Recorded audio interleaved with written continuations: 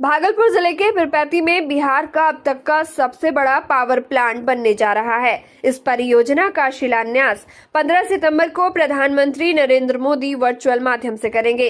इसे लेकर प्रशासनिक और तकनीकी स्तर पर तैयारियां तेज हो गई है। भागलपुर के जिलाधिकारी डॉक्टर नवल किशोर चौधरी ने बताया कि जिस स्थान पर यह पावर प्लांट स्थापित होना है, वहां ऊर्जा विभाग की टीम लगातार निरीक्षण कर रही है और कार्य योजना को अंतिम रूप दिया जा रहा है। जानकारी के अनुसार इस पावर प्लांट की क्षमता 2400 मेगावाट होगी और इसके निर्माण पर लगभग 2100 करोड़ रुपए की लागत आएगी। यह परियोजना न केवल बिहार बल्कि पूरे पूर्वी भारत की ऊर्जा आवश्यकताओं को पूरा करने में अहम भूमिका निभाएगी। विशेषज्ञों का मानना है कि इस पावर प्लांट के शुरू होने से राज्य में बिजली आपूर्ति की स्थिति में बड़ा सुधार होगा और उद्योग एवं घरेलू उपभोक्ताओं दोनों को इसका लाभ मिलेगा। इसके साथ ही यह परियोजना बिहार की ऊर्जा आत्मनिर्भरता की दिशा में एक महत्वपूर्ण कदम साबित होगी।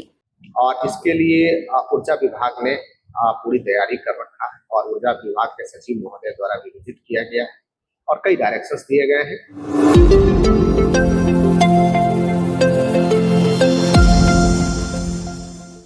भागलपुर रेलवे स्टेशन पर फिलिस्तीनी झंडा लहराने के मामले में एसएसपी हृदयकांत ने जांच के आदेश दिए हैं।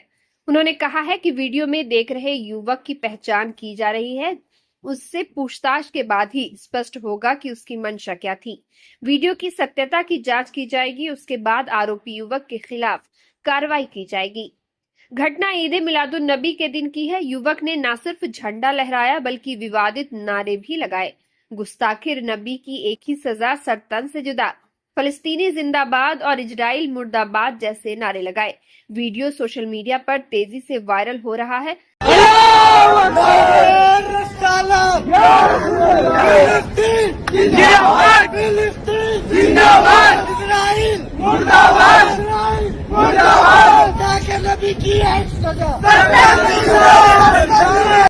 वहीं बीजेपी के सीनियर नेता और पूर्व केंद्रीय मंत्री अश्विनी चौबे ने युवक की गिरफ्तारी की मांग की है। उन्होंने कहा कि रेलवे स्टेशन जैसे सार्वजनिक स्थल पर फलस्तीन का झंडा लहराना और नारेबाजी करना बेहद दुर्भाग्यपूर्ण है। यह देश की सामाजिक सौहार्दता बिगाड़ने की साजिश है। पाकिस्तान और फलस्तीन आतंकी संगठनों को समर्थन देने वाले लोग अब भारत में माहौल खराब करने की कोशिश कर रहे हैं। ऐसे असामाजिक तत्वों को तत्काल गिरफ्तार किया जाए और सख्त कार्रवाई की जाए। फिलहाल पुलिस युवक की तलाश में जुट गई है। रेलवे स्टेशन परिसर में सुरक्षा बढ़ा दी गई है। प्रशासन ने लोगों से शांति बनाए रखने की अपील की है। प्रशासन का स्पष्ट तौर पर कहना है कि वीडियो की सत्यता की जांच की जाएगी। जांच के आधार पर सख्त कार्रवाई की जाएगी। ये अत्यंत दुर्भाग्यपूर्ण है। ऐसे लोग जो पाकिस्तान और फिलिस्तीनी पूरी तरह से आतंकवादियों का समर्थक देश रहा है, ऐसे आतंकवादियों को इन लोगों ने बराबर दिया है। मुझे लगता है कि ऐसे तत्वों को अविलंब पुलिस छानबीन करके अविलंब गिरफ्तार करे।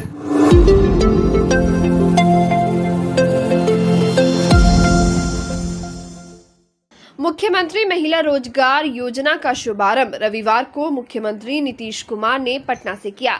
इसका सीधा प्रसारण भागलपुर में समाहरणालय स्थित समीक्षा भवन समेत सभी प्रखंड मुख्यालयों पर जीविका दीदियों ने देखा। जिला स्तरीय कार्यक्रम में जिलाधिकारी डॉक्टर नवल किशोर चौधरी, जिला परिषद अध्यक्ष मिथुन कुमार यादव, उप विकास आयुक्त प्रदीप कुमार सिंह, प्रशिक्षु IAS जतिन कुमार, DRDA निदेशक और जीविका DPM मौजूद रहे। जिलाधिकारी डॉक्टर नवल किशोर चौधरी ने जीविका दीदियों को संबोधित करते हुए कहा कि यह योजना महिलाओं को आत्मनिर्भर बनाने की दिशा में सरकार की बड़ी पहल है। जीविका स्वयं सहायता समूह से जुड़ी प्रत्येक परिवार की एक महिला को 10,000 रुपए की सहायता राशि दी जाएगी, जिससे वह स्वरोजगार शुरू कर सके।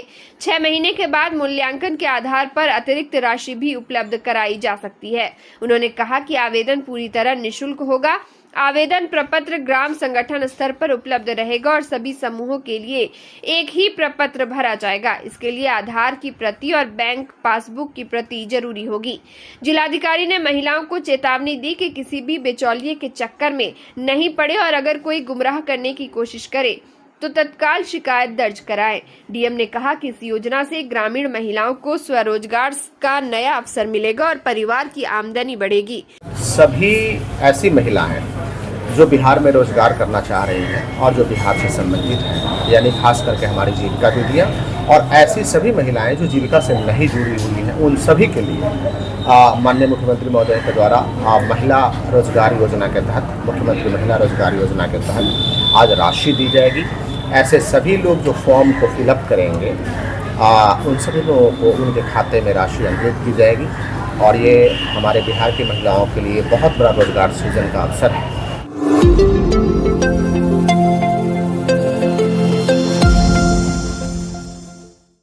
बिहार राज्य कार्यपालक सहायक सेवा संघ एवं बिहार राज्य राजपत्रित कर्मचारी महासंघ की जिला इकाई भागलपुर के बैनर तले रविवार को दर्जनों कर्मचारियों ने एक दिवसीय धरना प्रदर्शन किया। प्रदर्शनकारियों ने सरकार से मांग की कि उन्हें इतना वेतन अवश्य मिले जिससे परिवार का पालन पोषण सुचारू रूप से हो सके। उनका कहना है कि वो 2011 से लगातार सेवा दे रहे हैं, लेकिन अब तक उनके वेतन वृद्धि नहीं हुई है। कर्मचारियों ने मुख्यमंत्री से इस मामले को संज्ञान में लेकर शीघ्र समाधान की अपील की। कर्मचारियों ने बताया कि इससे पहले भी वे सड़क पर उतरकर अपनी मांग रख चुके हैं और कैंडल मार्च भी निकाल चुके हैं, लेकिन अब तक उनकी समस्याओं का समाधान नहीं हो पाया है। प्रदर्शनकारियों ने आरोप लगाया कि सरकार की जितनी भी योजनाएं जनता तक पहुंचती है, उनमें कार्यपालक सहायकों की अहम भूमिका होती है, लेकिन इसके बावजूद उन्हें उचित सुविधा और सम्मान नहीं मिला है। उन्होंने चेतावनी दी कि अगर जल्द ही उनकी मांगों पर निर्णय नहीं लिया गया तो आंदोलन और तेज किया जाएगा। इस स्तर से जो बातें हो रही है उसमें 10 से 12 तारीख तक का है कि 10 से 12 तारीख का हम लोग से समय मांगा जा रहा है उनके द्वारा, और वो यदि हो जाता है तो ठीक है, अदरवाइज फिर हम लोग 12 तारीख से सामूहिक हड़ताल पे जाना होगा और उसके बाद आमरण अनशन होगा और उसके बाद भी आगे जो होगा भूख हड़ताल होगा या जो भी चीजें हम लोग को समझ में आएगा, जो प्रदेश से जो निर्देशित होगा और जो हम लोग का एक कोऑर्डिनेशन बनेगा, हम लोग मजबूर होंगे करने के लिए। क्योंकि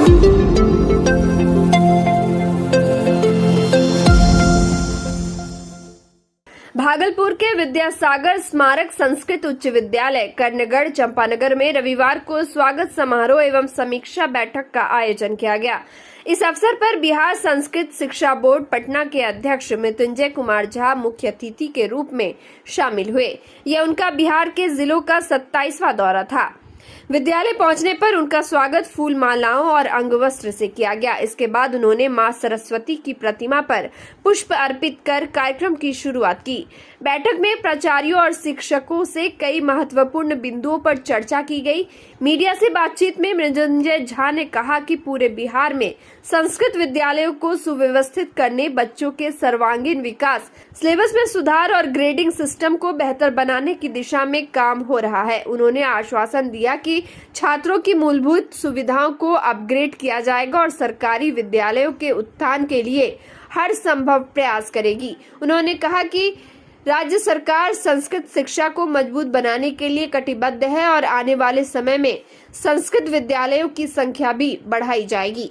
अभी पूरे बिहार में संस्कृत के क्षेत्र में कैसे सुव्यवस्थित हमारा विद्यालय चले, जो हमारी चुनौतियां हैं, कैंपस के अंदर बच्चों का कैसे अधिक से अधिक समावेश हो, हम सिलेबस को कैसे बेहतरीन करें, हम कैसे विद्यालयों को अपग्रेड करें, विद्यालय के अंदर जो आधारभूत संरचना का संकट है उसको कैसे दूर करें, इन सब विषयों को लेकर के हम काम कर रहे हैं।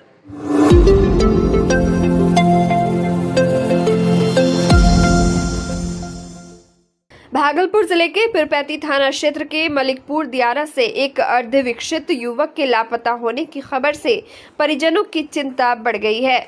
जानकारी के अनुसार मलिकपुर दियारा निवासी रामजीत सिंह ने अपने 24 वर्षीय पुत्र रुदल कुमार को पत्नी के साथ इलाज के लिए भागलपुर लेकर आए थे। दोपहर करीब 3 बजे वे बिरौनी पैसेंजर से शिवनारायणपुर स्टेशन पहुंचे। देर रात होने के कारण वे मथुरापुर नवटोलिया स्थित अपने दामाद मुन्ना सिंह के घर रुक गए। घर पहुंचने के बाद रुदल ने शौच जाने की बात कही। इस पर दामाद मुन्ना सिंह उसे बाहर लेकर गए, लेकिन इसी दौरान रुदल अचानक वहां से भाग गया।